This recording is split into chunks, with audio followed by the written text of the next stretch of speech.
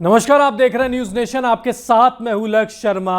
ICC one day world cup का खुमार पूरी दुनिया पर चढ़ चुका है। एक से बढ़कर एक मैच, एक से बढ़कर एक उलटफेर आपको देखने को मिल रहे हैं और 26 अक्टूबर को खेला जाएगा एक बड़ा मुकाबला, क्योंकि यह मुकाबला खेला जाएगा पिछली बार की चैंपियन इंग्लैंड और श्रीलंका के बीच में। इंडियन कंडीशन में, यानी कि हम कहें एशियन सब कॉन्टिनेंट में जो श्रीलंका है उसको भी कमज़ोर मानना बहुत बड़ी गलती होगी। वहीं इंग्लैंड को तो कमज़ोर कोई मान ही नहीं सकता, लेकिन इंग्लैंड ने जिस तरीके का प्रदर्शन किया है, अब मौजूदा फॉर्म से दोनों टीमें बराबरी पे लग रही है, ज़्यादा अंतर दिख नहीं रहा है। ठीक है, कागज़ों पर इंग्लैंड की टीम बेहद मजबूत है, लेकिन इस पूरे वर्ल्ड कप में उस तरीके का प्रदर्शन उन्होंने किया नहीं है। जिस तरीके से वो साउथ अफ्रीका से हारे, जिस हिसाब से वो बाकी टीमों से हारे, एक बार भी नहीं लगा कि वो वर्ल्ड कप जीतने के दावेदार है।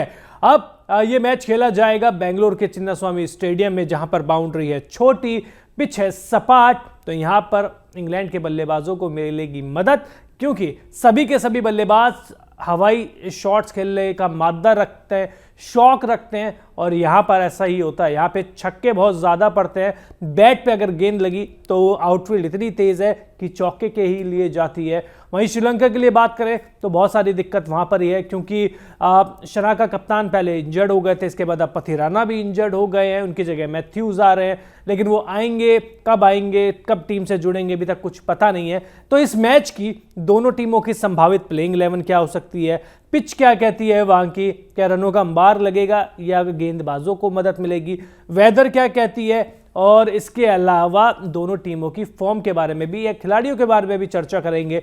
लेकिन सबसे पहले बातचीत कर लेते हैं दोनों ही टीमों की संभावित प्लेइंग 11 के बारे में। श्रीलंका की बात करें तो पथुम निसांका और कुशल परेरा आपको ओपन करते हुए दिखाई दे सकते हैं। इसके बाद कप्तान कुशल मेंडिस, सदीरा समरविक्रमा, चरित असलंका, धनंजय डी सिल्वा, दुशान हेमता, चमिका करुणरत्ने, महेश तीक्ष्णा, कासुन रचिथा और दिलशान मधुशंका। तो ये है श्रीलंका की संभावित प्लेइंग 11। अब अगर इंग्लैंड की बात करें तो जॉनी बेस्टो और डेविड मलान आपको ओपन करते हुए दिखाई दे सकते हैं। हालांकि जॉनी बेस्टो का फॉर्म अभी तक रहा नहीं है, उस बारे में आगे बातचीत करेंगे। जो रूट आएंगे उसके बाद Ben Stokes, Harry Brooks, Jos Buttler, Sam Curran आएंगे, टॉपली की जगह आ सकते हैं, David Willey, Mark Wood, Atkinson और आदिल रशीद। तो ये है दोनों टीमों की संभावित प्लेइंग 11। अब अगर पिच के बारे में बात करें तो देखिए, पिच यहाँ पे जनरली स्पिनर्स को मदद करती है। यहाँ पे स्पिनर्स की जो गेंद है वो ग्रिप भी होती है, दोनों टीमों में अच्छे स्पिनर भी है। लेकिन इसी ग्राउंड पे जब पाकिस्तान और ऑस्ट्रेलिया के बीच में मैच होता है तो वहां पे लगता है रनों का अंबार, क्योंकि दोनों ही टीमें 300 से ज़्यादा रन का स्कोर बनाती है। स्पिनर्स को कोई मदद नहीं मिलती, तेज़ गेंदबाजों को कोई मदद नहीं मिलती, सपाट पिच मिलती है। तो क्या उम्मीद इसी तरीके की करें? तो हाँ जी हाँ, आप इस तरीके की उम्मीद कर सकते हैं कि एक बार आपको फिर से सपाट पिच देखने को मिल सकती है। अब पिच भी हो गई, अब बात कर लेते हैं देखिए वेदर की। तो वेदर भी आपके लिए गुड न्यूज़ लेके आया है। वेदर पूरी तरीके से क्लियर है, बारिश की कोई भी प्रेडिक्शन नहीं है, यानी हल्की भी बूंदाबांदी की प्रेडिक्शन नहीं है। तो ये अच्छी चीज़ है कि आपको पूरे के पूरे 100 ओवर देखने को मिल सकते हैं। अब आपको पिच रिपोर्ट भी बताई, वेदर रिपोर्ट भी बताई, संभावित प्लेइंग 11 भी बताई। तब चलिए खिलाड़ियों के बारे में बातचीत कर लेते हैं। तो देखिए, जो इंग्लैंड है, सबसे पहले इंग्लैंड की बात करते हैं। जॉनी बेस्टो, इस खिलाड़ी को जितनी काबिलियत है इस खिलाड़ी में, भारत में रिकॉर्ड बहुत अच्छा, आईपीएल बहुत अच्छा इनका रिकॉर्ड रहता है, लेकिन इस वर्ल्ड कप में पूरी तरीके से फीके रहे हैं। स्टार्ट्स मिले लेकिन उस स्टार्ट्स को बड़ी पारी में कन्वर्ट नहीं कर पाए हैं, जिसके लिए वो जाने जाते हैं।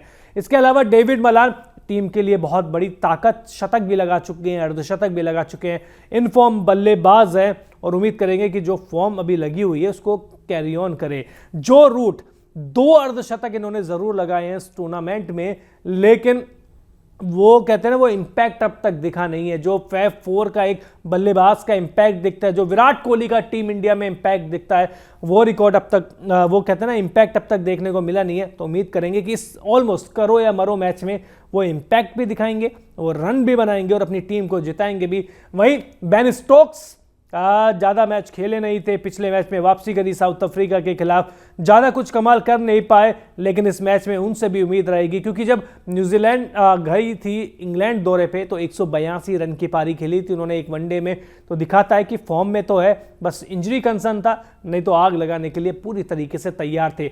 जॉस बटलर को रन बनाने होंगे। जॉस बटलर को रन बनाने से पहले सबसे पहले तो अपना बल्लेबाजी क्रम बदलना होगा, उनको ऊपर आना होगा।